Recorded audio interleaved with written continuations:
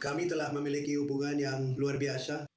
Kami telah bekerjasama dalam banyak kesepakatan. Saya sangat senang melihat kita sudah menandatangani. Kesepakatan itu sudah sepenuhnya ditandatangani. Dan selat itu sudah sebagian terbuka. Seperti yang anda tahu, mereka sedang melakukan pencarian beberapa ranjau yang sudah mereka temukan. Tapi intinya kapal-kapal sudah mulai keluar sekarang. Pada hari Jumat, selat itu akan sepenuhnya terbuka. Kami sangat akur dengan Iran. Sekarang pemimpinnya berbeda. Seperti yang Anda tahu, kelompok pertama sudah pergi, kelompok kedua juga sudah pergi. Dan kami menemukan kelompok ketiga sangat cerdas, kuat, sangat cerdas. Tapi akhirnya kami membuat kesepakatan. Saya merasa tidak enak karena kami harus kembali menyerang selama 2 malam. Dan saya pikir akan ada yang ketiga, tapi kami berhasil sebelum itu terjadi. Tapi saya pikir banyak hal hebat akan terjadi di Timur Tengah saat ini. Dan yang sangat penting, harga minyak sedang anjlok. Dan pasar saham melonjak seperti roket hari ini dengan angka-angka yang memecahkan rekor. Dan harga minyak mengalami penurunan terbesar dan sekarang sudah di angka yang sangat rendah. Belum sepenuhnya kembali, Kevin, sejauh ini, tapi kita sudah mendekati angka-angka seperti sebelum semuanya dimulai. Dan yang terpenting adalah Iran tidak akan memiliki senjata nuklir. Mereka sepenuhnya setuju dengan itu, dengan kekuatan pengawasan yang kuat, dan mereka tidak akan memiliki senjata nuklir. Itulah inti dari semuanya, karena kemungkinan besar mereka akan menggunakannya jika mereka memilikinya. Jadi kita punya 2 momen penting ketika mereka mengakhiri JCPOA, itu adalah kesepakatan Obama, kesepakatan Barack Hussein Obama. Dan ketika mereka mengakhiri itu sangat penting karena itu sedang menuju ke senjata nuklir. Itu adalah kesepakatan yang sangat buruk bagi Amerika Serikat. Itu adalah kesepakatan di mana miliaran dolar diberikan kepada Iran. Itu adalah kesepakatan di mana 1,7 miliar dolar dalam bentuk tunai dimasukkan ke dalam pesawat Boeing 7 ya, bukan 777 mungkin, 57, ya kan? Ya kan? Tapi uang itu dimasukkan ke dalam sebuah Boeing 757 yang besar dan indah. Sebenarnya mereka butuh Boeing 747, jujur saja. Karena itu sangat banyak uang tunai. 1,7 miliar dolar diambil dari bank dan diberikan kepada Iran. Dan di atas itu puluhan miliar dolar juga dihabiskan. Jadi mereka mencoba menyuap mereka untuk membuat kesepakatan. Dan itu tidak berhasil. Itu tidak pernah berhasil. Dan kita telah melakukan pekerjaan yang hebat. Dan semoga ini akan menjadi hubungan yang baik dan kita akan akur. Dan jika tidak, kita kembali ke titik awal. Tapi saya rasa itu tidak akan diperlukan. Kesepakatan Iran yang kita buat akan membawa banyak keberhasilan bagi dunia karena minyak benar-benar tersendat di sana untuk beberapa waktu. Dia kadang-kadang menelpon saya dan berkata, ayolah, tolonglah. Mari kita bicara soal harga minyak, tapi harga minyak turun drastis. Jadi saya sangat merasa terhormat karenanya. Saya ingin berterima kasih atas bantuan. Kau tahu, kau selalu membantu. Mark, kamu baru saja mendengar di sini Presiden Amerika Serikat menyatakan hubungan baik yang dia miliki dengan para pemimpin baru Iran. Lalu apa arti momen ini tentang peluang di masa depan yang kini terbuka antara Washington dan rezim tersebut? Saya rasa tidak akan ada masa bulan madu yang panjang. Dan pada dasarnya, yang terjadi adalah ada kesepakatan sementara untuk membuka selat dan negosiasi yang sebenarnya baru akan dimulai. Dan dalam 60 hari, menurut perspektif Amerika, Iran seharusnya membuat konsesi serius terkait isu-isu substansial, khususnya dan hanya berfokus pada masalah nuklir. Dan di sini saya rasa banyak orang Israel dan mungkin juga banyak orang Amerika yang skeptis apakah Iran benar-benar akan mengambil langkah, Anda tahu, mengambil kesempatan jika mereka bisa membuat konsesi tersebut. Dan seperti yang baru saja kita dengar dari Presiden, jika tidak ada hal-hal yang membuat kesepakatan berjalan, dengan kata lain, jika Iran tidak bersedia serius dalam membuat konsesi, dia mengatakan dia siap kembali berperang. Sekarang banyak orang Israel yang sinis.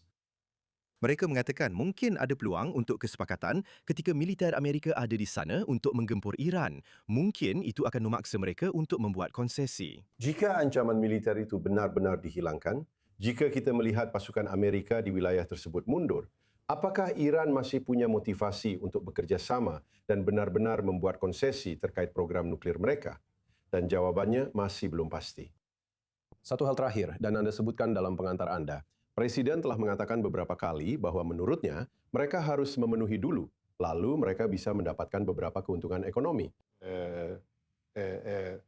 Anda tahu ada sejumlah uang yang akan mengalir ke mereka. Dan dari yang saya pahami, dia sangat serius soal ini. Mereka tidak mendapatkan apa-apa di awal. Jadi ketika mereka membuka Selat Hormuz, ketika mereka membersihkan ranjau, ketika perdagangan dimulai, apakah dia akan memberi mereka sesuatu yang kecil?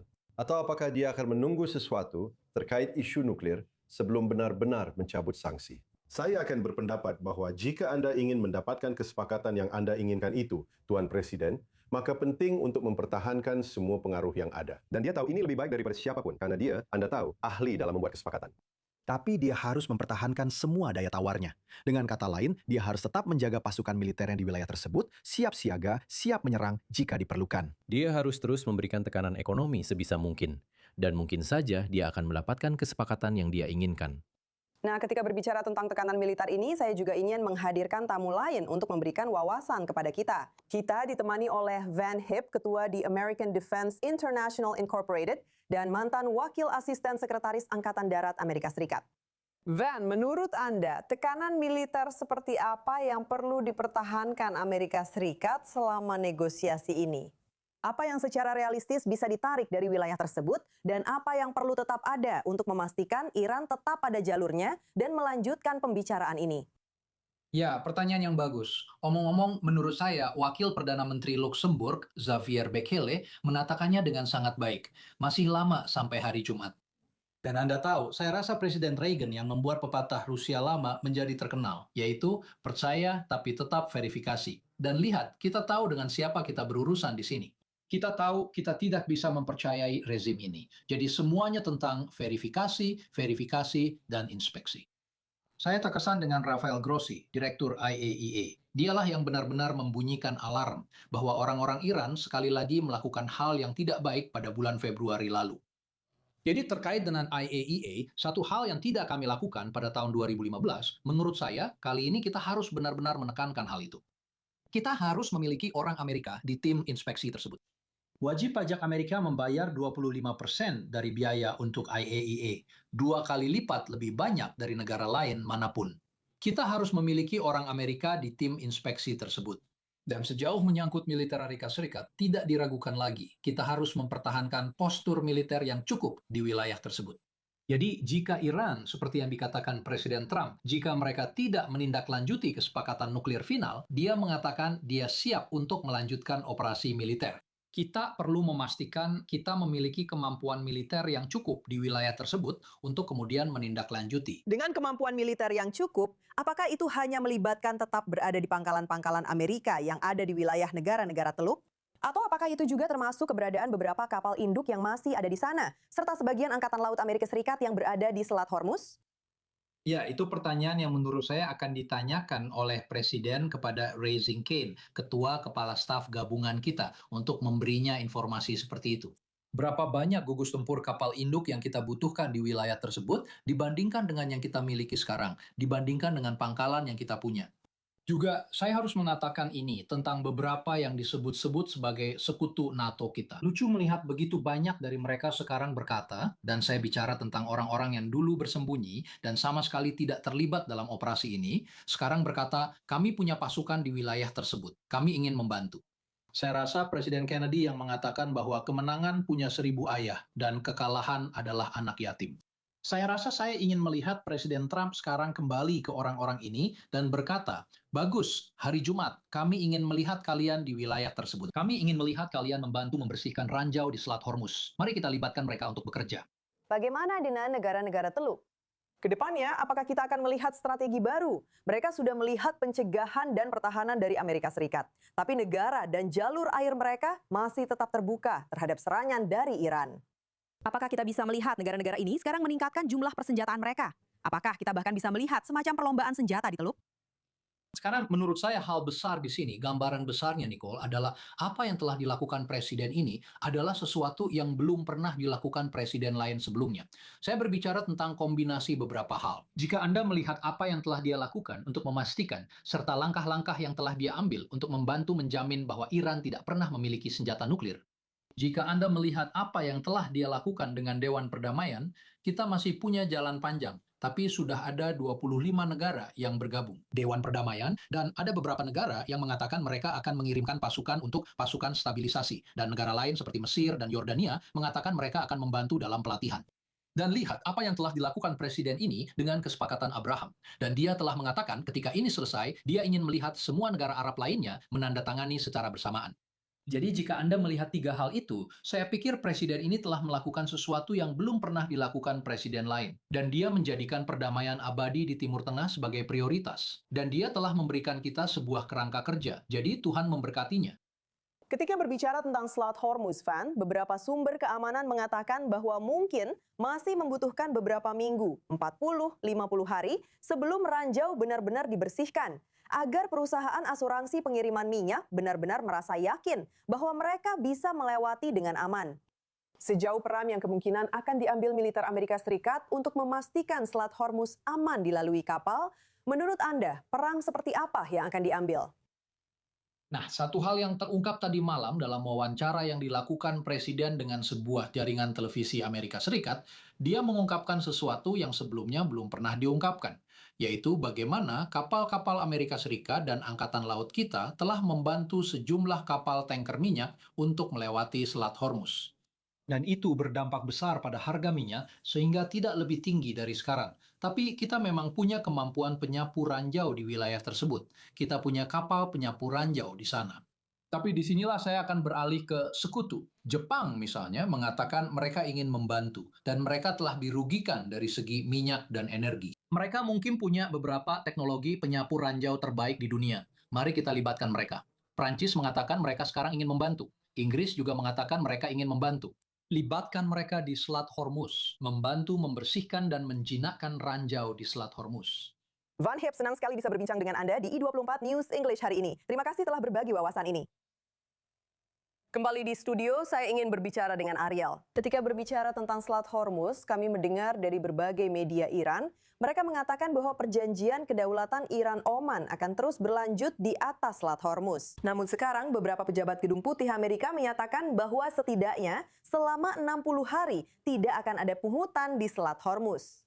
Apa artinya ini bagi Iran yang mencoba mempertahankan semacam pengaruh atas jalur perairan internasional ini? Ya, Iran telah mengonfirmasi tidak akan ada biaya. Mereka akan mengenakan biaya layanan. Mereka mengubah namanya agar tidak bertentangan dengan Amerika Serikat. Jelas, kita tahu bahwa ini hanyalah sandiwara, dan mereka akan terus berusaha menunjukkan dominasinya atas Selat Hormuz untuk memberi sinyal kepada negara-negara tetangga di kawasan bahwa merekalah yang memegang kendali. Setelah mereka melakukan itu, mereka semacam mengambil alih atau memanfaatkan ancaman yang selama puluhan tahun ditakuti oleh negara-negara di kawasan tersebut. Dan mereka memutuskan untuk melewati batas atau menyeberangi selat dan mengambil kendali atas Hormuz. Ini adalah sesuatu yang tidak ingin mereka lepaskan dengan mudah.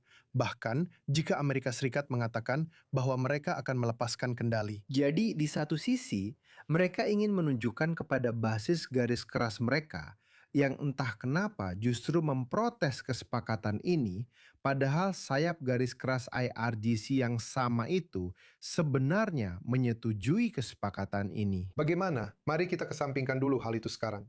Mereka tidak hanya ingin menunjukkan bahwa mereka menguasai Selat Hormuz, tetapi juga ingin memberi sinyal kepada kawasan dan ekonomi global bahwa di masa depan mereka akan mampu dan bersedia untuk kembali mengambil kendali penuh dan menutupnya kapanpun mereka anggap perlu. Mereka juga ingin menunjukkan bahwa mereka telah menggunakan kartu kiamat ini, tetapi juga bahwa mereka masih memiliki kartu lain yang bisa mereka gunakan di masa depan. Apakah ini bertentangan dengan apa yang dikatakan Amerika Serikat? Sangat bertentangan. Tapi sekali lagi, kita perlu melihat syarat-syarat kesepakatannya. Ya, tentu saja ini adalah proses yang harus kita tunggu dan lihat. Ariel Osran, terima kasih atas pembaruannya.